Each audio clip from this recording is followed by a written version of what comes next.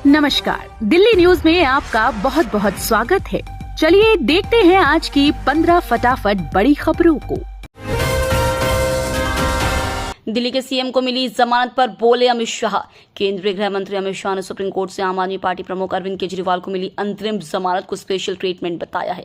News agency ANI को दिए interview में अमित शाह ने कहा, मेरा मानना है कि यह कोई रूटीन जजमेंट नहीं है।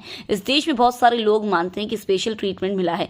केजरीवाल के इस आरोप के बारे में पूछे जाने पर कि भाजपा के नेतृत्व वाली केंद्र सरकार ने सीएम की गतिविधियों पर नजर रखने के लिए जेल के अंदर हिडन कैमरे लगाए हैं। अमित शाह ने कहा, तिहाड़ उनके एडमिनिस्ट्रेशन के अंतर्गत आता है, वे झूठ बोलते रहते हैं। केंद्रीय गृह मंत्रालय का दिल्ली जेल प्रशासन से कोई लेना देना नहीं है। सीए के तहत मिलने लगी नागरिकता, 14 लोगों को होम मिनिस्ट्री ने सौंपे दस्तावेज। नागरिकता संशोधन कानून के तहत 14 लोगों को नागरिकता मिली है। ये लोग पड़ोसी मुल्क से धार्मिक आधार पर उत्पीड़न का शिकार होकर भारत आए थे। इस कानून के तहत नागरिकता पाने वाले ये पहले लोग हैं। होम मिनिस्ट्री ने बुधवार को इन्हें नागरिकता से संबंधित दस्तावेज सौंपे और उनके आवेदन को मंजूर कर लिया। इन लोगों को केंद्रीय गृह सचिव अजय कुमार भल्ला ने नागरिकता संबंधी दस्तावेज सौंपे और बधाई दी। इसी साल 11 मार्च को नागरिकता संशोधन कानून लागू किया गया था। इस कानून के तहत आवेदन पर डिस्ट्रिक्ट लेवल कमेटी विचार करती है। इसके बाद राज्य स्तरीय सशक्त समूह के पास यह मामला जाता है। मुखर्जी नगर और आसपास के क्षेत्र में 5 coaching centre seal, Delhi high court ने दिखाई सख्ती। दिल्ली हाईकोर्ट के निर्देश के बाद नगर निगम ने मुखर्जी नगर व आसपास क्षेत्र में चल रहे 5 कोचिंग सेंटर को सील किया है। आगे से बचाव के प्रबंध न करने वाले कोचिंग सेंटर पर यह कार्रवाई की गई। गत 11 अप्रैल को हाईकोर्ट ने इस मामले की सुनवाई के दौरान नगर निगम और डीडीए को निर्देश दिए थे कि अग्नि सुरक्षा नियमों का उल्लंघन करने वाले कोचिंग सेंटर को तुरंत सील किया जाए। इसके बाद नगर निगम सिविल लाइन जोन की टीम ने 5 कोचिंग सील किए। इनमें 3 कोचिंग सेंटर मुखर्जी नगर और 2 जीटीबी नगर में चल रहे थे। स्वाति मालीवाल को करवानी चाहिए एफआईआर, कांग्रेस ने भी उठाई जांच की मांग। आपकी राज्यसभा सांसद स्वाति मालीवाल से दिल्ली के सीएम अरविंद केजरीवाल के घर पर हुई बदसलूकी के सवाल पर सियासी उबाल मचा हुआ है। इंडिया ब्लॉक में आम आदमी पार्टी के साथ गठबंधन करने वाली कांग्रेस ने भी स्वाति मालीवाल के मुद्दे पर कहा है कि स्वाति को एफआईआर दर्ज करानी चाहिए। कांग्रेस नेता अलका लांबा ने एक वीडियो संदेश में कहा है कि स्वाति मालीवाल को कानूनी कार्रवाई करनी चाहिए। अलका लांबा ने कहा, बहुत से लोग मुझसे पूछते हैं कि मैं स्वाति मालीवाल के मामले में क्या सोचती हूँ। बिल्कुल यह खबर चौंकाने वाली और हैरान करने वाली थी। दुनिया में हर वर्ष लू से 1,53,000 लोगों की मौत, हर 5 में एक मौत भारत में। एक शोध के अनुसार दुनिया भर में लू के कारण हर साल 1,53,000 से अधिक लोगों की मौत हो रही है। इस अध्ययन में भारत के लिए चिंताजनक रिपोर्ट सामने आई है। बताया गया है कि 1,53,000 लोगों की मौत में 5वां सबसे बड़ा हिस्सा भारत से है, यानी हर 5 में एक मौत भारत में हो रही है। आंकड़ों पर ध्यान दें तो भारत में हर वर्ष लू से करीब 30,000 लोगों की मौत हो रही है। ऑस्ट्रेलिया के मोनाश विश्वविद्यालय के शोध के अनुसार ये आंकड़े 1990 के बाद के 30 वर्षों के हैं। दिल्ली वालों को सताएगी गर्मी, मौसम विभाग ने जारी किया लू अलर्ट। राष्ट्रीय राजधानी दिल्ली में इस सप्ताह भीषण गर्मी पड़ने के आसार हैं। मौसम विभाग के मुताबिक 19 मई का दिन बेहद गर्म रहेगा और उष्ण लहर से भीषण उष्ण लहर चलने के आसार हैं। दिल्ली में गर्मी ने मई की शुरुआत से ही अपना असर दिखाना शुरू कर दिया है और तपिश बढ़ गई है। राजधानी में बुधवार का तापमान 42 डिग्री सेल्सियस दर्ज किया गया है। दिल्ली में मेयर चुनाव कराने के लिए निगम में हलचल शुरू, केजरीवाल के जेल जाने से हो गया था स्थगित।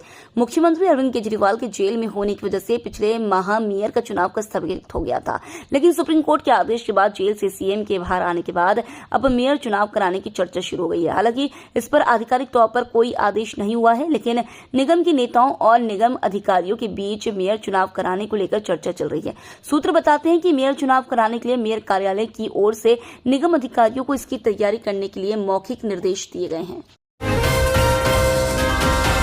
दिल्ली में एक भी नेता जीत के मामले में चौके से आगे नहीं बढ़ा।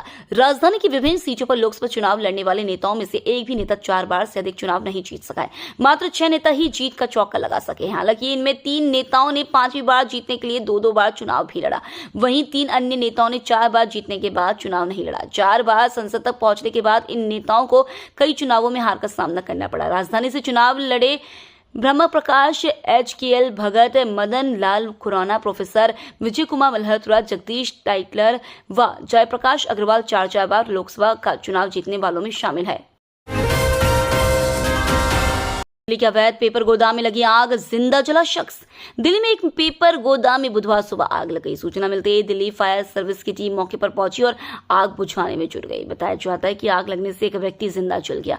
करीब 4-5 घंटे की कड़ी मशक्कत के बाद आग पर काबू पाया जा सका। वहीं गोदाम से जले हुए गत्तों के नीचे से एक व्यक्ति का शव मिला। उसकी जल जाने से मौत हो गई थी। स्थानीय लोगों का कहना है कि यहाँ रिहायशी इलाके में अवैध रूप से इस गोदाम को चलाया जा रहा है। चारधाम यात्रा रूट पर सड़क हादसा, गंगोत्री धाम जा रहे गुजरात के श्रद्धालुओं की गाड़ी पलटी। उत्तराखंड में जारी चारधाम यात्रा को लेकर श्रद्धालुओं में जबरदस्त उत्साह है। हर दिन हजारों श्रद्धालु दर्शन करने पहुंच रहे हैं। इसी बीच बुधवार को एक सड़क हादसे में 8 लोग घायल हो गए। दरअसल बुधवार को गुजरात के अहमदाबाद शहर के 18 श्रद्धालु चारधाम यात्रा पर गंगोत्री धाम आए थे। यहाँ उनकी ट्रेवलर का अचानक सोनगार के पास ब्रेक फेल हो गया। इस कारण ट्रेवलर अनियंत्रित हो जाने से सड़क पर ही पलट गया। मालदीव की मौजूद सरकार ने भारत पर लगाया अब तक का सबसे गंभीर आरोप। मालदीव की मौजूद सरकार ने एक बार फिर भारत पर गंभीर आरोप लगाया है। मालदीव के रक्षा मंत्री घासन मोमून ने कहा कि भारतीय सैन्य पायलटों ने साल 2019 में बगैर अनुमति के मालदीव में एक ऑपरेशन को अंजाम दिया था, जिसका मुद्दा संसद में भी उठा। मालदीव में स्थित भारतीय उच्चायोग ने मालदीव की तरफ से लगाए गए इस आरोप को खंडन किया है। मंगलवार को भारतीय उच्चायोग की तरफ से जारी बयान में बताया गया कि भारतीय विमानन प्लेटफॉर्म हमेशा से सहमत प्रक्रियाओं और उचित प्राधिकरण के साथ संचालित होते रहे हैं। वक्फ बोर्ड के अध्यक्ष शादाब शम्स का बयान, भारत को प्रधानमंत्री मोदी के मजबूत नेतृत्व की जरूरत। उत्तराखंड वक्फ बोर्ड के अध्यक्ष शादाब शम्स ने कहा कि ऐसे समय में जब दुनिया युद्ध की कगार पर है, भारत को प्रधानमंत्री नरेंद्र मोदी के मजबूत नेतृत्व की जरूरत है। उन्होंने कहा कि पूरे विश्व पर युद्ध के बादल मंडरा रहे हैं। विभिन्न देशों में अराजकता और संघर्ष का माहौल है। ऐसे समय में भारत को प्रधानमंत्री नरेंद्र मोदी के मजबूत नेतृत्व की आवश्यकता है। उन्होंने कहा कि पीएम मोदी को तीसरा कार्यकाल अवश्य मिलना चाहिए। अगर ऐसा नहीं हुआ तो देश को नुकसान होगा। यूटीएस ऑन मोबाइल ऐप में अहम बदलाव, अब जनरल टिकट लेना हुआ आसान।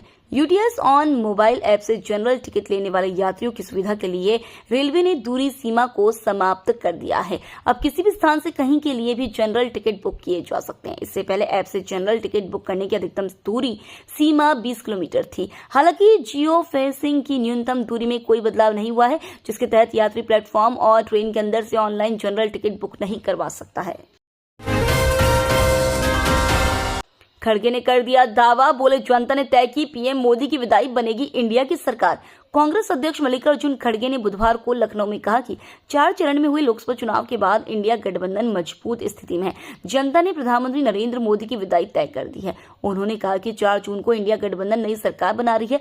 कांग्रेस अध्यक्ष ने समाजवादी पार्टी के मुखिया अखिलेश यादव के साथ यूपी की राजधानी में संयुक्त प्रेस वार्ता करते हुए ये टिप्पणियां की। चांदनी चौक में सत्ता का संग्राम, चुनावी माहौल का लोगों ने सवालों का दिया खुलकर जवाब। लोकसभा चुनाव 2024 के मद्देनजर मीडिया का चुनावी रथ सत्ता का संग्राम बुधवार को उत्तर पूर्वी दिल्ली लोकसभा क्षेत्र में पहुंचा। यहां सुबह को चाय पर चर्चा में लोगों से बातचीत की, आम जनता के मन में क्या है यह जानने की कोशिश की। चांदनी चौक दिल्ली का सबसे पुराना एवं सबसे व्यस्त क्षेत्र है। 2019 में यहां से भारतीय जनता पार्टी के उम्मीदवार डॉक्टर हर्षवर्धन ने जीत दर्ज की थी।